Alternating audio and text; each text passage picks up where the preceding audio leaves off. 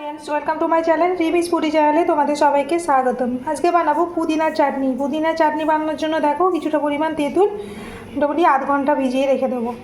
দেখো তেঁতুলটা খুব ভালোভাবে ভিজে গেছে। তেঁতুলের গাছটা বার করে নিয়েছি, আর এই যে বীজ যা ছিল সেগুলো ফেলে দেবো।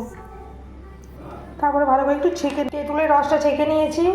এর মধ্যে দেবো একটু আদা কুচি, একটু লঙ্কা, দেবো 1 চামচ পোস্ত, দিলাম পুদিনা পাতা, দিলাম চিনি। চিনিটা তোমরা যেমন মিষ্টি খাবে সেই হিসাবে দেবে। আমি দেবো ওই 1.5 চামচের মতো চিনি, দেবো স্বাদ মতো নুন। এগুলো দিয়ে একটা পেস্ট তৈরি করে নেব। দেখো আমাদের পারফেক্ট পুদিনা চাটনি তৈরি হয়ে গেছে। তোমরা চাইলে এর মধ্যে একটু রসুনও অ্যাড করতে পারো, ওই 2-3 কোয়ার মতো রসুন অ্যাড করতে পারো।